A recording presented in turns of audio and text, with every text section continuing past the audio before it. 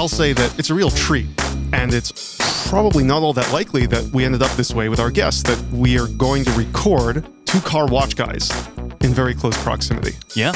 We have with us today Matt Farah of TheSmokingTire, who, as you can guess from the name, is definitely a gearhead. It turns out the gearhead extends to very small micro level as well as the macro level. Yeah. The one that goes on you and the one that you go into. Matt Farah, welcome to the show. I am super stoked in case you haven't noticed. Thank you. Nice to be here. I'm not going to say I watch all of your YouTube videos. I don't expect anyone to watch all of them. That would be weird. That's a lot. It'd be weird. That's a lot. It's I'm not that big videos. of a fan. Kind of No, a it's YouTube fine. stalker? A couple. You do what I do with the people that I'm fans with, which is like when they have interesting guests and an interesting subject, then you check it out. Finally, I get to talk watches without the commenters being like, shut up and talk about cars, you idiot. That's why we come here. In that case, Matt, let's talk about your history with watches, because we know your history with cars. I mean, I'm looking down your IMDb page because, you know. Do I have one? You have one. Really? Yeah, you didn't know. Is my name spelled right?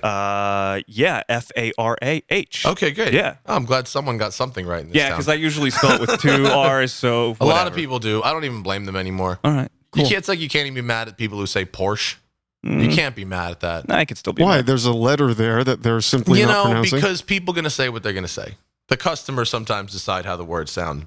There's a company now called Rimac. Familiar with Rimac? No. You probably know it as Rimac, maybe. Oh, Rimac yeah, is a company that makes yeah. electric cars. Yeah, it ain't Rimac. It's The guy Rimac. that, the car that Richard Hammond just Yes, destroyed. exactly. He had a little bit of an off in one. It Yeah. didn't go well, but Tiny bit. Mate Rimac, who is the guy, is totally comfortable with people saying Rimac because that's how it looks like you say it. Yeah, that's understandable. He's just accepted that that's going to happen, and I don't even get mad at people for the two R's anymore. That's also understandable. So watches. Yeah, You wanna know yeah. watches? Okay, so I never really cared that much for a long time, and when I graduated from high school, my dad bought me a Balm and Mercier. Oh, yeah. It's the chronograph one. It starts with a C. Capeland? Yes, a Capeland, a white-faced Capeland from 2000. Frankly, not a great watch. Doesn't tell very good time. It gained about 5 minutes a week. It wasn't, That's impressive. It wasn't particularly good. I still have it. It sits in a box. Just trying to keep up with your cars. Yeah, and then when I moved to California, my dad got me a Rolex as like a going away present when I moved away, and it was a Kermit. Oh, You know, yeah, the yeah. green Yeah, yeah. green bezel, Yeah. Green black bezel, face. yeah. The anniversary edition one, and it's awesome. I didn't really know that it was that special. I knew it was a nice watch. Like, I knew what a Rolex was, and I wore it every single day for 10 years, and it was extraordinarily durable. It still is. I mean, Yeah. it still works perfectly. It looks great. It's actually, the bezel's faded kind of nice now. I knew it was nice, and I knew it was, like, well-made, but I didn't really think much about it, and I was sort of like, well, I have one watch, and that was it. Then I started hanging out with this dude, Spike Feresten. You know him? No. Chase?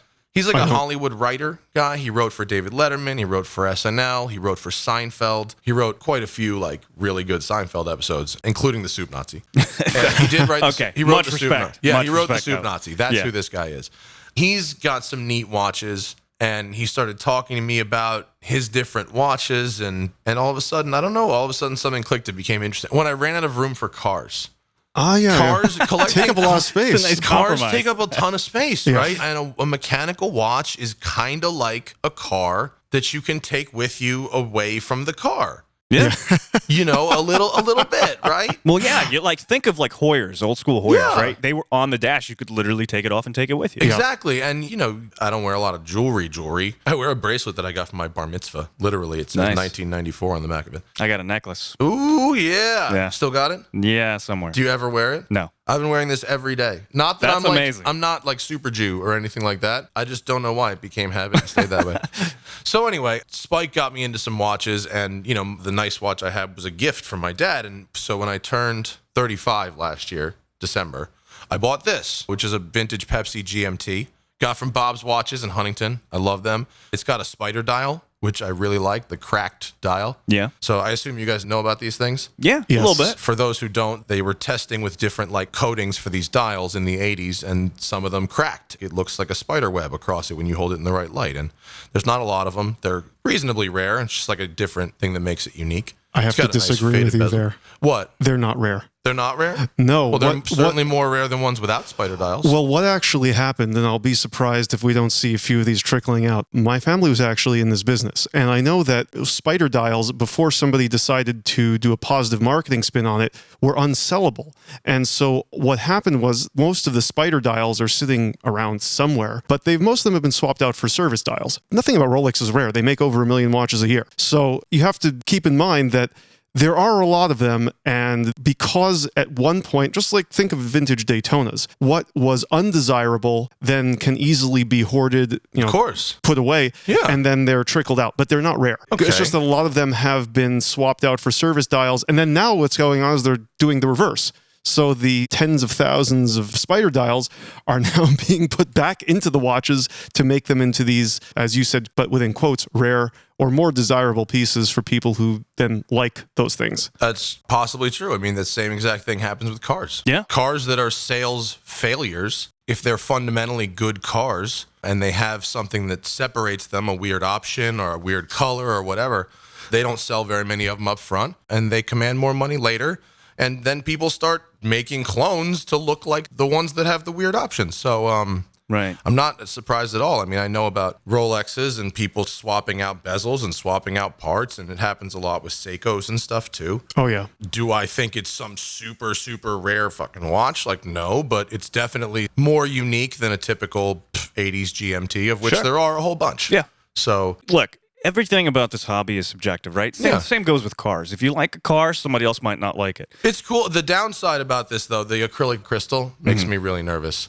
I like Nick did on day 2, taking out the those are trash. replaceable. They're I replaceable. know, but it just like makes me nervous. So that I ended up getting a Batman GMT, which is pretty tough. Yeah. I've whacked it into a few different things, and it's good. And then I just got what Savannah's wearing over there, the Grand Seiko, which I'm super stoked on. But that's Very about cool. it for now. Some vintage Seikos too. Yeah, They seem I saw fun. you post about that Seiko a couple of times. That thing is cool as hell, man. I really dig that watch. And it's a super, super underrated brand because when people see Seiko, even though it's a Grand Seiko, they automatically assume it's just like a $200-300 watch. Yeah. Which is actually, I think, in my opinion, one of the best things about Grand Seikos. It's like the Lexus LFA of watches, Totally. where people are like, "Oh, $400,000 Lexus," but you know who doesn't say that? Are the people who have driven the LFA. Yeah. They go, "Yes, I understand. This Yeah. makes total sense." Yeah. That car, the Lexus LFA, and that watch both provide a very high level of user experience. Well, let me ask you this, because the Lexus LFA has its quirks, right?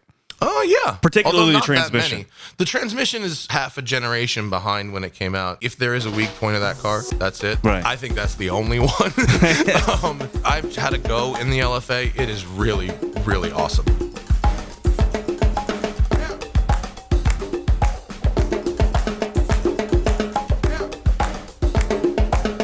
So, LFA, it's got its quirk, the Yeah. transmission. What about this Grand Seiko? What quirk does it have? I haven't really found one yet. I've only owned that watch about a week. And so far, I can tell you that the buying experience at the boutique in Miami was great. To look at these under like a loop is a pretty impressive thing. The closer you get to the detail work in that watch, the better it gets. Yeah. I really like the fuel gauge. Yeah, That's my that's pretty first sweet. watch that has a fuel gauge, and I really like the fuel gauge. It's- Power reserve indicator. Yeah. I'll go with fuel gauge. Hey, we're talking to a car guy. here. I understand this. That was for our listeners. Not correcting you. Just for our listeners. Yeah, a little tiny I'm sure it has add-on. an official name. It seems like a really well-made watch, man. That sapphire bezel is pretty cool. It's the SBGB003. I don't know any of the references. Thank I don't God, even I know hate any reference Rolex numbers. references. It took me, 4 episodes to catch up on the reference for this particular watch, Yeah. and I own it. I kept calling it, I think the same reference as like a Royal Oak or something. Oops. Yeah. Oh yeah, I think you were calling it a 15202 instead of a 15200. Yeah, which it was is. wishful thinking. It was, I wanted to ball out a little bit, but I Did couldn't. that add a couple zeros to the price Oh, tag? If you totally. A little bit more gravitas to what you've got on your no. wrist. Also, a watch that I can't really wear because I've got little bitch wrists, but, it is what it is. Is it giant? It's not giant. It's a 39 millimeter watch. You've seen Royal Oaks before, yeah, right? yeah. So the way that the lugs extend, it creates this really strange hole in between, your wrist, which for me is probably going to happen on most watches over 30. Oh, I understand what you mean. So Yeah. it's like, I see what you're saying. It just looks Okay. like it's dead space on the inside. What do you have there? That's good. Whatever that is on This your wrist, one? that's Yeah, nice. That's a 34 millimeter Rolex. It's small. It's very small. Yeah. You're a perfect customer for Japanese market watches. I'm a perfect customer for Japanese market cars. Are you? Yeah. Are you a fan of the RHD? In fact, he is a customer for Japanese market cars. I had a RHD. It was dope. I wish I had an RHD. I got close. I mean, I've had like 4 Japanese cars in a row. Do you enjoy them? Oh, I love them. Yeah, you should get a JDM car. It'll make you feel good. Make you feel all warm and fuzzy. Yeah, Skylines are the shit. Just that thing with the banks and how much money they have, but it's not. But it's not yours. You can get into a very, very cool Japanese car for not much money. Yeah. I mean, if you're rocking a Rolly, you can buy a cool I swear to God, you can buy a real cool Japanese car for like under $10,000. Oh yeah, totally. Like Skyline GTSTs, nobody wants those. The rear-wheel drive Skylines. Why not? The GTRs aren't that expensive. They made a lot of them in other markets, just not here. So, like, you can get one if you want one, and you might pay a premium for a really good one, but, like, you can get them. They're around. Right. And because they're around, the lower-powered versions, the rear-wheel drive versions, are cheaper. There were a lot of them. I mean, a Skyline in Japan was basically like a rear-wheel drive Maxima. Yeah, it was even called, the G35 was even called the Skyline. That's more modern. I'm talking about, ones from like the 90s. Yeah. But a GTST, which is a turbocharged inline 6 rear drive manual transmission Skyline, it's like $11,000 for a good one. It's a good car. It's a fun car. It's $11,000. Super reasonable, right? Yeah. And it will probably tickle your fancy or your pickle, Dude, they're fun. Whatever you get tickled in. Yeah, they're not crazy fast, but they're really good fun. I mean, a turbo inline 6 is a great configuration to have in a car. It doesn't need to be the most, powerful one out there to be a lot of fun. There's only one place on earth where I can actually think of fast mattering in a way that you can use it, and that's Germany, because otherwise you're going to have a speed limit that is easily eclipsed by anything. True. It's true. I was going to say Willow Springs, but okay, I guess Yeah, I'm wrong. you have to have racetracks, which we fortunately have a whole lot of here in California. There's 4, which are an easy day out and back. You don't have to stay over, which is pretty good. Or, you have to have some level of disregard for speed limits, which I do. Which can cost we very well know that. I've certainly heard the argument, like, why have a fast car? Because you can't speed. And I think you can speed. Yeah. I mean, frankly, I'm pretty sure you can. In fact, I find a have lot of experience with places that. where it's reasonably safe to go pretty quick. And, once in a while, that's a good time. Talking about speed, you can go fast without actually going fast. This is why I like smaller cars, because the sensation of speed. You can be quick so without being fast. Totally. Yes. Yeah, exactly. Like taking a Miata out in the canyons is the most fun you'll have on 4 wheels in the canyon. Except for taking a Ferrari out. Well, that's also true. See, here's the hierarchy, right? So the worst is slow car slow. Right. Then you have fast car slow, which is pretty terrible if it's the wrong fast car. Then you have slow car fast. This is in terms of worst to best. Slow car fast is good. Fast car medium is better than slow car fast. Fast car fast is the best. Fast car fast is really the one you want. This sounds like a watch argument. It really does. Well, because everyone's like slow car fast versus fast car slow, and the answer is fast car fast. Yeah, this is correct. Yeah, fast car fast. Always better. You have to have some level of your own set of ethics about driving. Yeah, as long as you're not bothering anybody else, or putting anyone else's life in danger. Right. Yeah. Exactly. Don't cross the double yellow, and you'll don't cross the double yellow, and don't be mad that cyclists are being cyclists. Just like don't murder them with your 3,000-pound car. Right. And let them be.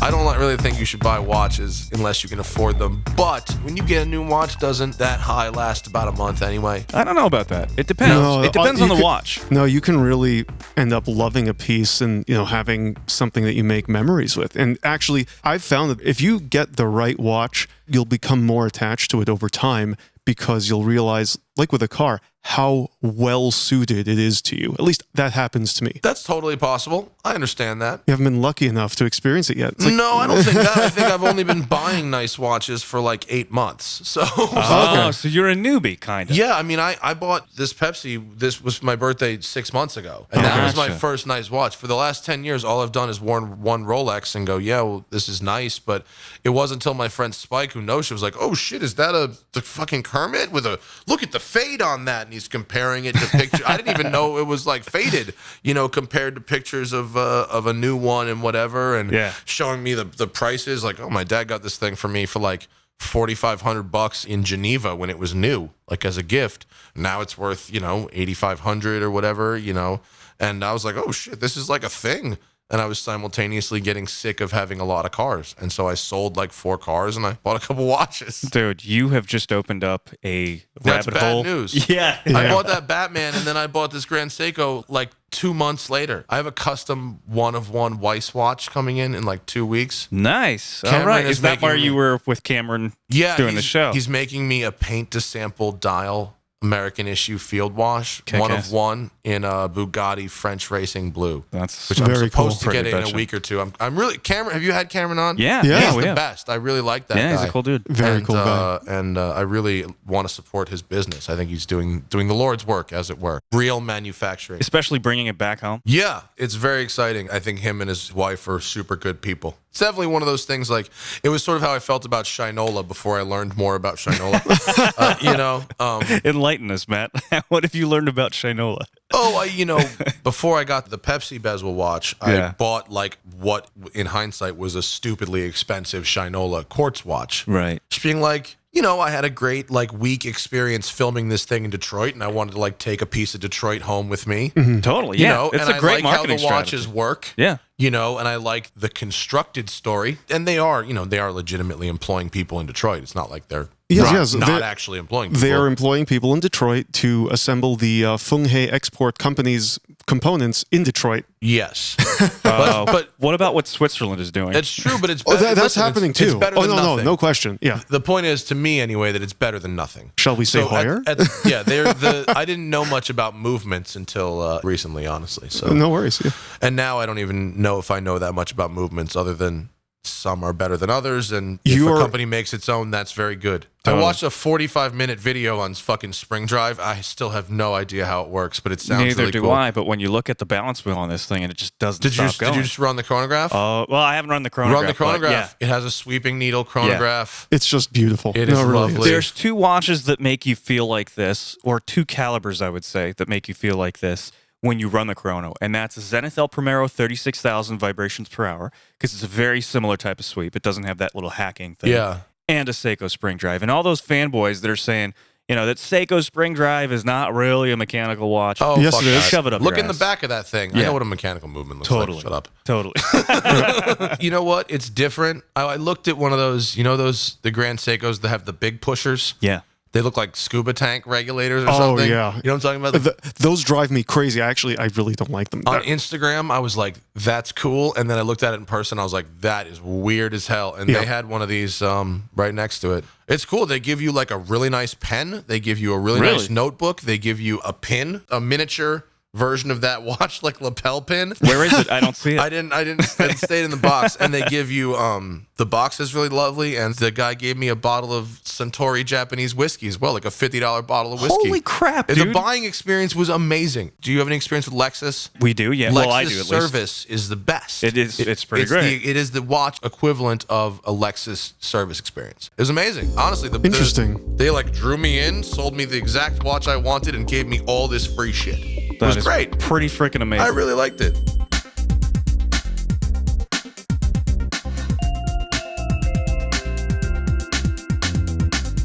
Will you guys buy real watches on the internet? Yeah. You Yeah. do? Why Totally. not?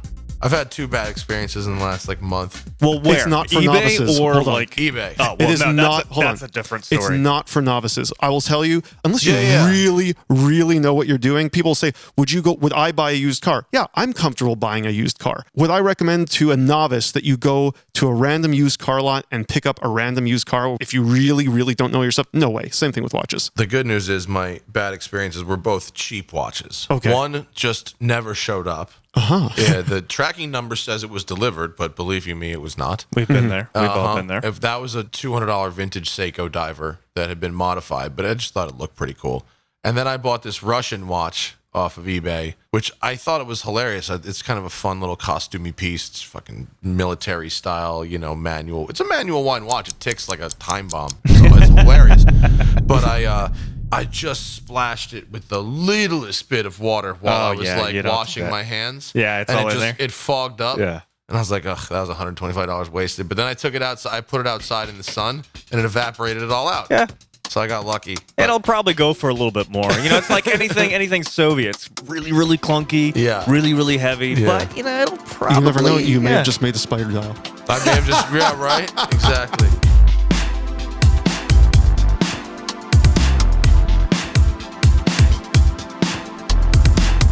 So, Matt Farah, that was awesome. There was a lot to talk about. We ran out of time, as we always do on time. Thank you so much for coming out and dropping some car knowledge on us. Thanks for having me, man. It's fun. Absolutely. Do it again sometime. Oh, totally. And you should probably give me the keys to at least the Fox body so that I could, you know, test out the car. Yeah. Or I won't give the watch back. Is that how this goes? I run pretty fast, man. I'm a little guy, but yeah. We can go. We'll start with Focus. It's a lease. Okay, that's fine. Actually, that's perfectly fine. That ST is a kick-ass car, and I'll take it all day. RS, sorry, not the ST, the RS. I had an ST. It was fun. This is funner. It's more funner. It's more funner. Es more funner. It's more funner. Matt, thanks so much for doing this. If you haven't heard of Matt, you're wrong. You should hear about Matt and what he does on The Smoking Tire. TheSmokingTire.com. That's right. YouTube.com/TheSmokingTire. Everything /TheSmokingTire. Kick-ass. I like all right, that. go there right now. We're signing off at On Time.